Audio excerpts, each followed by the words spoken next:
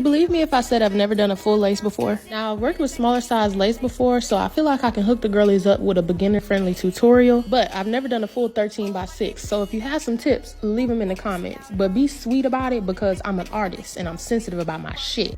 After you put your wig cap on, go ahead and stick the end of a rat tail tooth comb in there. This is going to ensure that any stray baby hairs that were caught up from putting the cap on are not stuck because we don't want to be losing our edges, okay? Now, I pulled my little sideburns out because I wanted to cut the lace as close to my natural hairline as possible. Then secured it with a little bit of glue because I don't want the end flaps to be coming up. You want to use a thin layer of even spray to secure the cap, making sure to dry and cool between each layer, then covering it with a shade that's 1 or 2 darker than you. I like to cut off any extra pieces of the cap just so I can get as close to my hairline as possible. It's going to be like peeling a sticker backwards, and you want to pull the scissors down so you don't push the cap back. Before we start laying the wig down, you want to make sure that you brush all of the hair out of the way and then hot comb it so it lays down. I started picking up the lace so I wouldn't burn myself because if you know, hot combs be liking to mark their territory. Then I used an old eyeliner pencil because I wanted to mark out exactly where I wanted the hairline to be so I wouldn't put glue before that line. I put 2 layers of glue, but you can really put however many you want. Just make sure that you're blow drying in between each step on cool, then place your wig down. I did this working in sections, but y'all see those 2 little triangle pieces at the end. I did that on purpose because 1, like I said, I don't want the end flaps to be coming up, and 2, I wanted it to resemble as close to my natural hairline as possible. Side note, before you put any part of that lace down, you want to make sure that that glue has turned clear because if not, stuff just gonna turn out white and sticky and you're not gonna like it. I cut a piece of the wig just so it can blend in with my little baby sideburn. I fixed my part and then brushed back any flyaways before putting on the elastic band. I worked in sections to make sure the hair was laying as flat as possible. Then when I got to the top, I started using water and hairspray just to reinforce it. We want this install as flat as possible. We not playing football. This is not the longest yard. You don't want a helmet on your head. Look at that. I had to bring the curls back to life because when I got the wig, I washed it and let it air dry. The little free game, yes, I put leave-in conditioner in your hair because you want to make sure that you're taking care of your wig just like you would take care of your natural hair. Now, cutting the lace is going to be the part that's either going to make or break you. Knowing that, I had to go get my razor so I can get a really close cut. Again, it's just like a sticker. You want to peel the lace back and glide the razor down at an angle, cut it in zigzag motions. I just went back to cut off any extra small pieces of lace that I left before going in with the Eben melting spray. I dried that on cool and then put the band on for about 15 or 20 minutes. I didn't do it on camera, but I went over the hairline with the smallest amount of powder. Let me know any questions you have in the comments. I think this turned out really cute. To be honest, it came out way better than I thought it would, which is crazy because